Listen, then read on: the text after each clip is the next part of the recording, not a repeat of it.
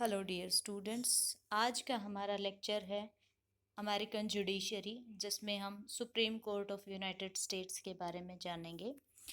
इस लेक्चर में हम देखेंगे कि अमेरिका में जो न्याय व्यवस्था है उसका क्या इतिहास रहा है, अमेरिकन न्यायिक व्यवस्था की क्या खास विशेषताएं हैं, अमेरिकन जो सुप्रीम कोर्ट है, जो संघीय न्यायालय है, उसकी रचना किस प्रकार से होती है, उसका कार्यकाल कितना है, उसे कैसे न्यायाधीशों को उनके पद से हटाया जाता है, सुप्रीम कोर्ट के कौन कौन से क्षेत्राधिकार हैं, वो क्या कार्य और किस प्रकार की भूमिका का निर्वहन करता है। आइए शुरू करते हैं और जानते हैं कि संयुक्त राज्य अमेरिका में न्यायपालिका का क्या इतिहास रहा। दोस्तों, हम सभी जानते हैं कि भारत की तरह संयुक्त राज्य अमेरिका भी शुरुआत में ब्रिटेन की एक कॉलोनी रहा है, और उस कॉलोनियल टाइम पीरियड के दौरान वहाँ पर जो ब्रिटिश न्यायपालिका है वही न्याय देने का काम करती थी। इसके पास अपनी कोई स्वतंत्र न्यायिक व्यवस्था नहीं थी। और क्योंकि ब्रिटेन में संसद का जो अपर हाउस है, जिसे हम हाउस ऑफ लॉर्ड्स के नाम से जानते हैं, उस समय ये रॉयल काउंसिल के नाम से जाना जाता था, यही सर्वोच्च न्यायालय के तौर पर काम करता था। लेकिन जैसे जैसे इन कॉलोनी ने अपने आज़ादी के लिए हथियार उठाए, अपना स्वतंत्रता का संघर्ष शुरू किया, वैसे ही इसमें 13 कॉलोनियों ने मिलकर एक कन्फेडरेशन की स्थापना की, एक ढीले ढाले संघ की स्थापना की, है ना। और ये जो संघ बना, उस संघ के अधीन भी पहली बार किसी प्रकार की कोई संघीय न्यायपालिका की व्यवस्था नहीं की गई थी। इसलिए कन्फेडरेशन के दौरान वहाँ पे कोई राष्ट्रीय, कोई एक ऐसी न्याय व्यवस्था नहीं थी जो पूरे देश को एक बना सके। हर एक राज्य के पास अपने अपनी अलग से कोर्ट सिस्टम था, अपनी अलग अलग न्याय व्यवस्था थी। तो ऐसे में जो राज्यों की अलग अलग व्यवस्था होने की वजह से उस समय न्यायिक विवादों का निपटारा, क्योंकि राज्य के न्यायालयों के द्वारा ही किया जाता था, इसलिए ये हमेशा परस्पर विरोधी निर्णय देते थे, जिसके कारण बहुत ज़्यादा अनिश्चितता की स्थिति बन गई थी। इसीलिए जब इन्होंने नए संविधान का निर्माण किया, तो नए संविधान के निर्माण के समय संविधान निर्माताओं के मन में ये बात थी कि क्योंकि संविधान के अधीन एक संघीय सरकार बनाई जा रही है, जिसमें एक सरकार केंद्र के स्तर पर होगी और दूसरी राज्य के स्तर पर होगी, तो हो सकता है भविष्य में इनमें कभी न कभी झगड़े हो जाएं। इसलिए एक ऐसी न्याय व्यवस्था होनी चाहिए जो इनके आपसी झगड़ों को निपटा सके। इसके अलावा इन्होंने देखा कि ये भी हो सकता है कि भविष्य में संयुक्त राज्य अमेरिका विदेशों के साथ किसी प्रकार की कोई संधि या समझौते करे, और उनको लागू करने में किसी प्रकार के विवाद उत्पन्न हो, तो ऐसे विवादों को अगर राज्य के न्यायालयों को सौंप देंगे तो गड़बड़ी फैलने के चांसेस हैं। इसीलिए संविधान के जो विभिन्न अनुच्छेद हैं या कांग्रेस के द्वारा जो कानून पास किए गए हैं, उनकी व्याख्या का प्रश्न भी एक संघीय न्यायालय के हाथ में होना चाहिए, क्योंकि राज्यों के ऊपर छोड़ने से इसमें विरोध उत्पन्न होगा, है ना। क्योंकि हर एक जो राज्य का न्यायालय है, हो सकता है वो अलग अलग निर्णय दे, विरोधी निर्णय दे।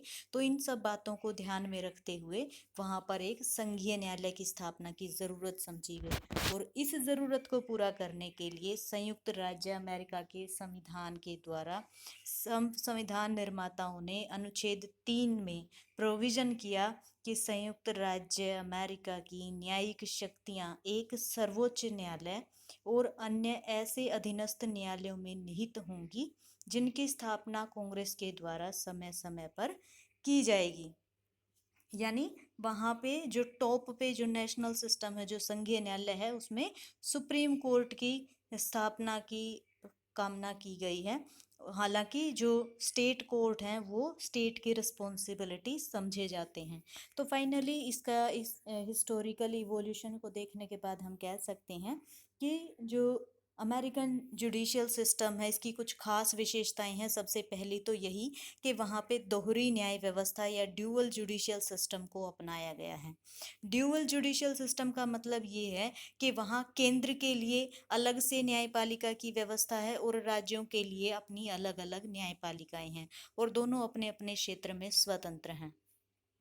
इसके अलावा वहाँ इंडिपेंडेंट जुडिशरी, स्वतंत्र न्यायपालिका की स्थापना की गई है। ऐसा क्यों किया गया वो हमने बता ही दिया, ताकि वो केंद्र और राज्यों के बीच के झगड़े निपटा सके या कानून और संविधान की सही व्याख्या कर सके। इस प्रकार के जो मुद्दे थे उन्हीं को सुलझाने के लिए ऐसा किया गया है। इसकी तीसरी विशेषता ये है कि वहाँ के जो सर्वोच्च न्यायालय है, जो संघीय न्यायालय है, उसे जुडिशियल रिव्यू की पावर प्राप्त है। हाँ, इसकी एक खास विशेषता ये भी है कि वहाँ पे जिस प्रकार से भारतीय संविधान में सर्वोच्च न्यायालय को राष्ट्रपति को सलाह देने का अधिकार है, इस प्रकार की कोई सलाहकारी शक्ति संयुक्त राज्य अमेरिका की संघीय न्यायपालिका को नहीं है।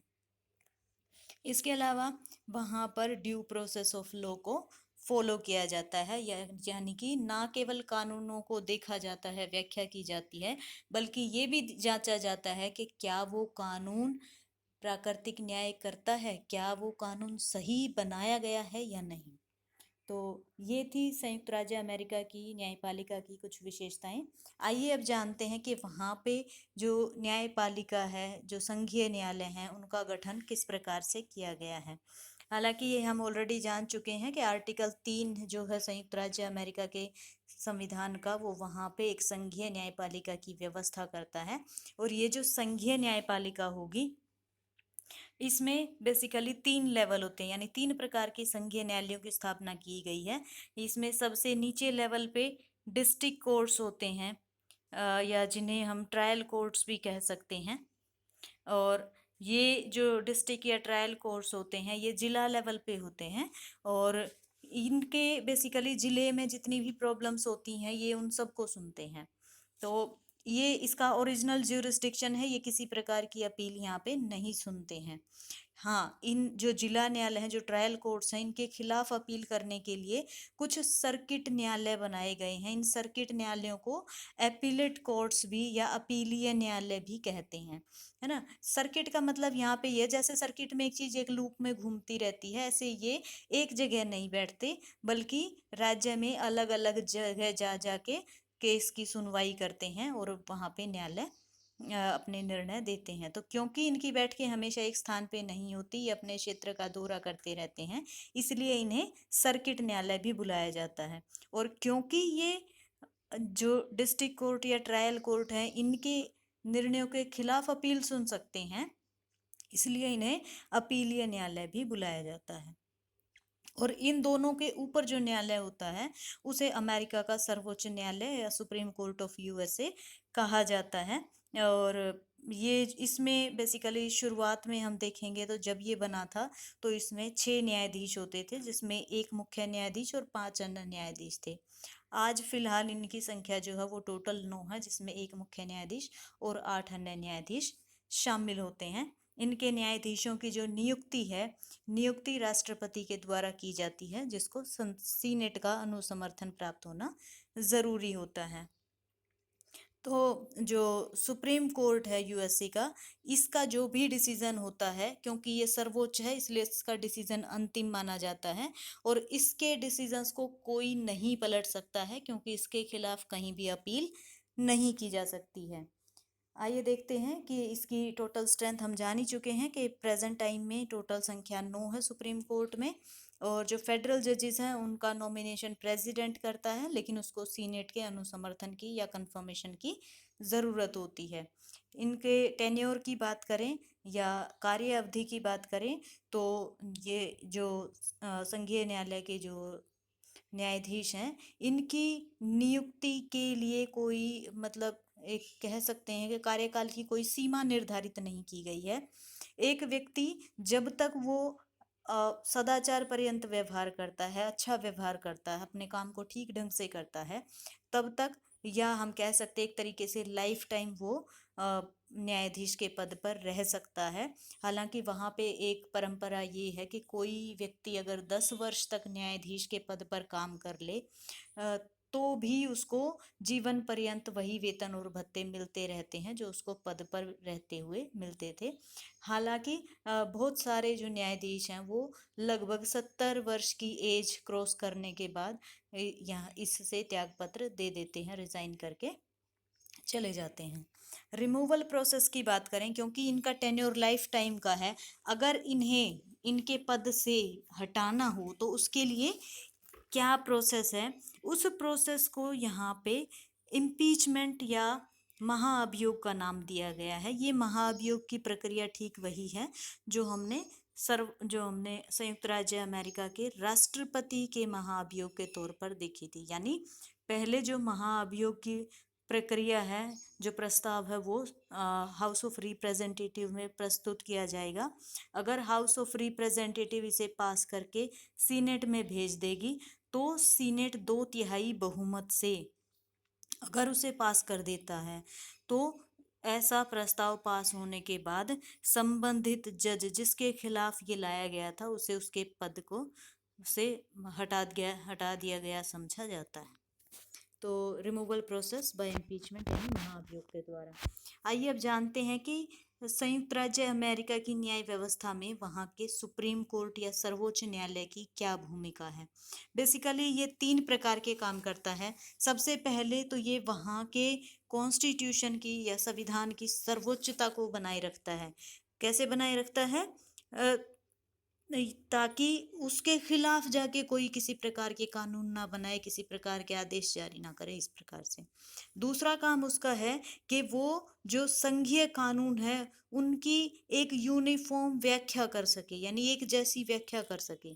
ऐसा क्योंकि अगर राज्य के ऊपर छोड़ दिया जाएगा तो हर एक राज्य किसी कानून का अपने हिसाब से अलग अलग मतलब निकाल सकते हैं। इसीलिए फेडरल कानून की, संघीय कानून की व्याख्या का अधिकार भी उच्चतम न्यायालय का है। इसके अलावा अगर किसी प्रकार की विरोध केंद्र या राज्यों के बीच या कई राज्यों के बीच में उत्पन्न होता है तो ऐसे विरोध को दूर करने का काम भी सुप्रीम कोर्ट करता है। इसके अलावा इसका जो क्षेत्राधिकार है, हालांकि हमने देख लिया कि बेसिकली 3 तरीके के काम करता है, लेकिन क्षेत्राधिकार के इसके क्षेत्र में क्या क्या आता है उसके आधार पे अगर हम बांटे तो इसके क्षेत्राधिकार में 3 प्रकार के मामले आते हैं और इसको हम ओरिजिनल ज्यूरिसडिक्शन, अपीलीय ज्यूरिसडिक्शन या जुडिशियल रिव्यू के तौर पर बांट सकते हैं, या एक तरीके से कह सकते हैं कि protection of right and final interpretation of constitution. तो आइए शुरू करते हैं। सबसे पहले जानते हैं प्रारंभिक क्षेत्राधिकार या ओरिजिनल ज्यूरिसडिक्शन के मामले में। प्रारंभिक क्षेत्राधिकार का मतलब है कि उन मामलों की सुनवाई जो और कहीं नहीं हो सकती, केवल और केवल उच्चतम न्यायालय में ही ऐसे मामले आ सकते हैं।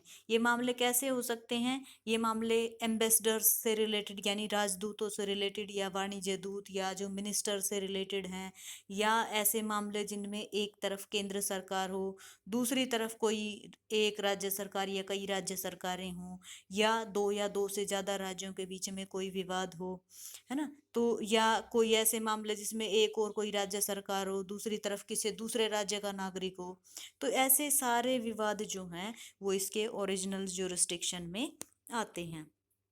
अपीलीय क्षेत्राधिकार की अगर मैं बात करूं तो इन मामलों के अलावा जितने भी मामले हैं उन सारे मुकदमों में उच्चतम न्यायालय को केवल अपील सुनने का अधिकार है ना। जो अपीलें हैं वो राज्यों के जो स्टेट हाई कोर्ट्स हैं या जो संघीय उच्च न्यायालय हैं जो हमने पढ़े, इसके नीचे भी 2 न्यायालय होते हैं, उनके फैसलों के खिलाफ की जाती है। और सुप्रीम कोर्ट की अपनी इच्छा पे निर्भर करता है कि वो उस अपील की सुनवाई करे या ना करे। लेकिन अगर 2 तरीके के मामले हैं तो उसको अपील सुननी पड़ेगी। ये मामले कौन से हैं? एक तो वे मुकदमे जिनमें राज्य के किसी न्यायालय ने केंद्र के किसी कानून या राष्ट्रपति के द्वारा की गई किसी संधि को अवैध घोषित कर दिया हो, और दूसरे मामले वे जिनमें किसी संघीय न्यायालय ने किसी राज्य के कानून को असंवैधानिक घोषित कर दिया हो। अगर ये दो तरीके के मुकदमे आते हैं, इनके खिलाफ अपील आती है, तो ये अपील सुनना सर्वोच्च न्यायालय के लिए कंपलसरी है, इन्हें वो अवॉइड नहीं कर सकता। तीसरी शक्ति है कि वो व्यक्ति के या नागरिकों के अधिकारों का संरक्षण करे और संविधान की अंतिम व्याख्या करे।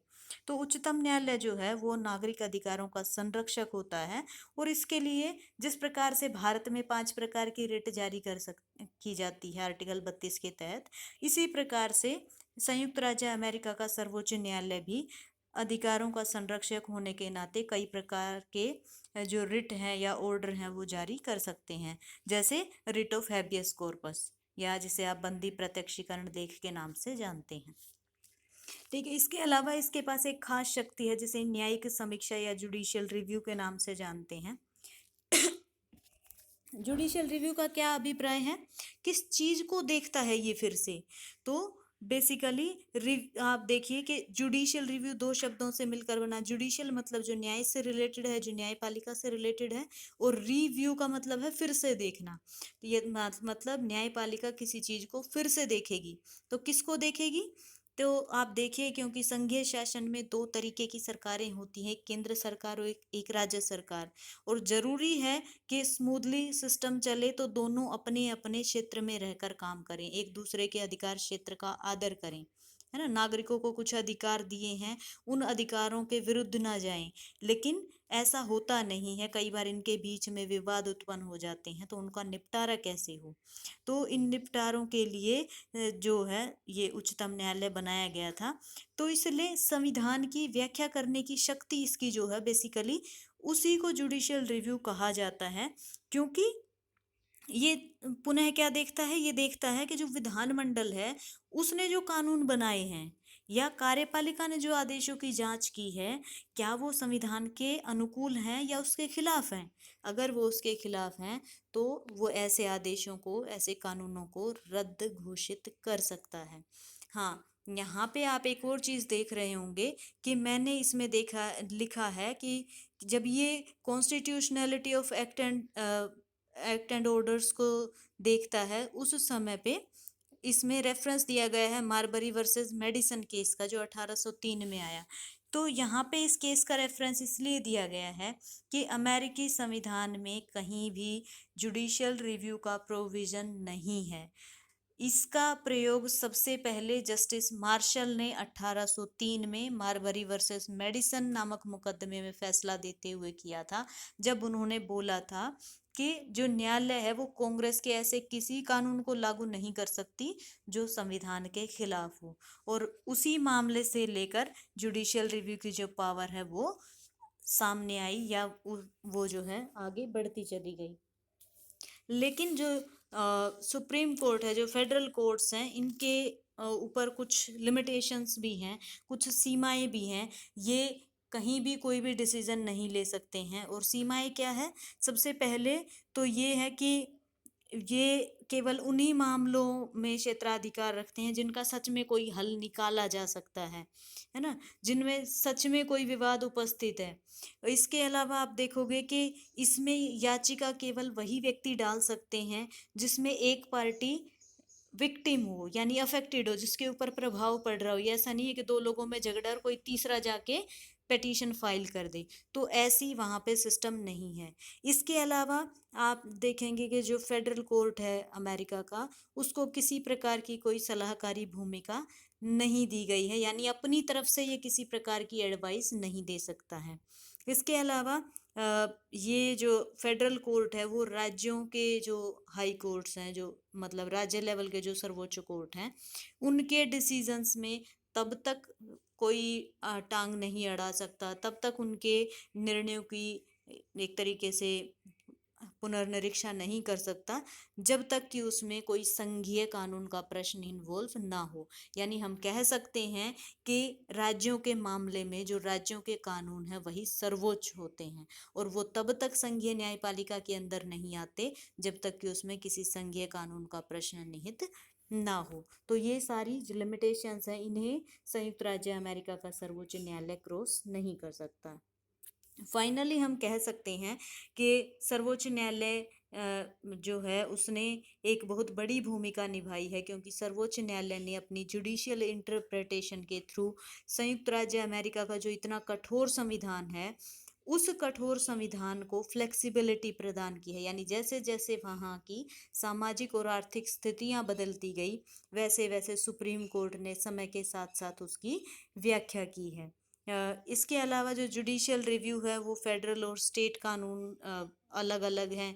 इससे कि इसकी वजह से भी हेल्प करता है वहाँ के सिस्टम की, ताकि इन दोनों के बीच में किसी प्रकार का विरोध ना हो। और सबसे बड़ी बात ये खुद सुप्रीम कोर्ट को एक मौका देता है कि अगर पास्ट में उसने किसी प्रकार का कोई डिसीजन ऐसा दिया है जिसको अब बदलने की ज़रूरत है, जो मॉडर्न टाइम में गलत प्रतीत होते हैं, तो ऐसे में वो उनकी नई व्याख्या तक कर सकता है। तो आइए देखते हैं आज के लेक्चर में हमने क्या क्या पढ़ा। दोस्तों, इस लेक्चर में हमने शुरू में देखा कि ब्रिटेन जो अमेरिका है उसमें जो न्याय व्यवस्था है वो किस प्रकार से विकसित हुई। इसमें हमने जाना कि जब ब्रिटेन एक कॉलोनी था उस समय वहाँ पे न्याय व्यवस्था कैसी थी। फिर जब इसने अपनी आज़ादी के संघर्ष के लिए पहली बार कन्फेडरेशन बनाया, उस समय क्या व्यवस्था थी, और प्रेजेंटली जो अमेरिकन कॉन्स्टिट्यूशन है वो न्यायपाल संघीय न्यायालय के बारे में क्या व्यवस्था करता है। इसके बाद हमने इसकी कुछ खास विशेषताओं को देखा। फिर हमने देखा कि जो न्यायपालिका है वो किन किन से मिलकर बनती है, उसमें टोटल कितने न्यायाधीश होते हैं, उनकी अपॉइंटमेंट कौन करता है, वो कितने समय के लिए रहते हैं, कैसे उनको हटाया जाता है। उसके बाद हमने सुप्रीम कोर्ट के रोल और जुरिस्डिक्शन को देखा। फिर हमने इसकी जुडिशियल रिव्यू की पावर को जाना, और जाना कि इसके ऊपर किस प्रकार की सीमाएं हैं जिनसे बाहर जा कर के वहाँ का जो संघीय न्यायालय है वो काम नहीं कर सकता है। और फाइनली हमने इसके कंट्रीब्यूशन को जाना। तो ये था हमारा आज का लेक्चर। आई होप आपको लेक्चर समझ आया होगा। नमस्कार।